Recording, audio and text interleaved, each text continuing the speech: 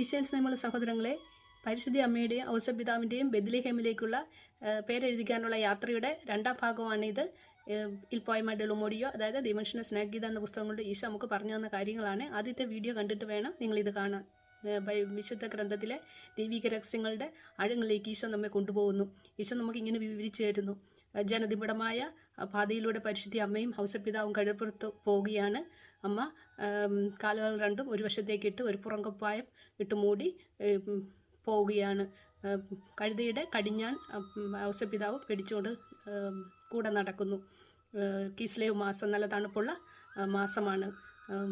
അങ്ങനെ പ്രാർത്ഥനാ നിരതിയായിട്ടാണ് പരിശുദ്ധ അമ്മ പോകുന്നത്. അങ്ങനെ അവർ പോയി ബെത്ലഹേമിൽ അടുക്കാറായപ്പോൾ ഏലിയാസ് എന്ന ആട്ടിടയനെ കാണുന്നു. ആട്ടിടയനിൽ നിന്ന് പാല് മേടിച്ച് ഔസപിതാവ് പരിശുദ്ധ അമ്മയ്ക്ക് കൊടുക്കുന്നു. സംഭാഷണത്തിന് ശേഷം പരിശുദ്ധ അമ്മയോട് ഏലിയാസിന് സഹതാപം തോന്നുന്നു. എന്നിട്ട് അവർ ഇങ്ങനെ ഉപദേശിക്കുന്നു, ബെത്ലഹേമിൽ നിങ്ങൾക്ക് സ്ഥലം കിട്ടാൻ സാധ്യതയില്ല, ജനത്തിരക്കാണ്, അവിടെ ഭയങ്കര ജനമാണ്.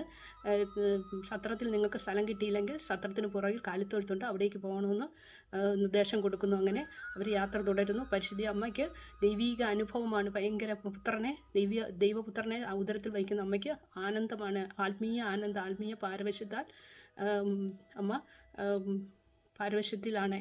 അത് ജോസഫിനോട് പറയുന്നു, ജോസഫെ എൻ്റെ കുഞ്ഞ് വരുന്നു, കുഞ്ഞ് എന്നോട് സംസാരിക്കുന്നു, ദൈവിക ചുംബനം തരാനായിട്ട് എൻ്റെ കുഞ്ഞ് വരുന്നതായിട്ട് എനിക്ക് അനുഭവപ്പെടുന്നു, സമയമായെന്ന് എനിക്ക് തോന്നുന്നു. അങ്ങനെ അപ്പോൾ ഔസപിതാവിന് ഒന്നുകൂടെ വിഷമമാണ്. എങ്ങനെയെങ്കിലും സത്രത്തിൽ ഒരു സ്ഥലം കണ്ടുപിടിക്കണം. അതിനായിട്ട് അവർ വേഗത്തിൽ പോകുന്നു.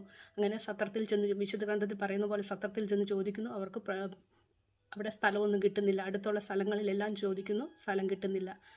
പിന്നെ ഒരു കാലിത്തൊഴുത്ത് തപ്പി പുറകോട്ട് പോകുന്നു. അവിടെ കാലിത്തൊഴുത്തിലേക്ക്, ഏറ്റവും നല്ല കാലിത്തൊഴുത്തെല്ലാം ആൾക്കാർ എടുത്തു കഴിഞ്ഞു. ഒരു ഏറ്റവും അവസാനം ഒരു കാലിത്തൊഴുത്തിലേക്ക്, വൃത്തികേട് നിറഞ്ഞ തണുപ്പും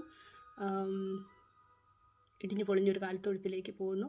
അവിടെ ഒരു കാളയുണ്ട്. അകത്ത് കടന്ന് ഔസപിതാവ് വിളക്ക് കത്തിക്കുന്നു. വൈക്കോലെടുത്ത് അവർ ചെല്ലിലേക്ക് ഭക്ഷണം കഴിക്കുന്നതിന് ശേഷം വൈക്കോലെടുത്ത് പരിശുദ്ധ അമ്മയ്ക്കൊരു സ്ഥലം ഒരുക്കി കൊടുക്കുന്നു കിടക്കാനായിട്ട്. അവിടെ കഴുതയ്ക്ക് തീറ്റി കൊടുക്കുന്നു, വൈക്കോൽ കൊടുക്കുന്നു. പിന്നെ ചുള്ളിക്കമ്പ്, അവിടെ കിടന്ന് ചുള്ളിക്കമ്പെടുത്ത് തീ കൂട്ടി ഔസപിതാവ് അതിൻ്റെ അരികിലിരിക്കുന്നു. അമ്മയ്ക്ക് അങ്ങോട്ട് മാറി അല്പം സ്ഥലം കൊടുത്ത് അവിടെ വിശ്രമിക്കുന്നു.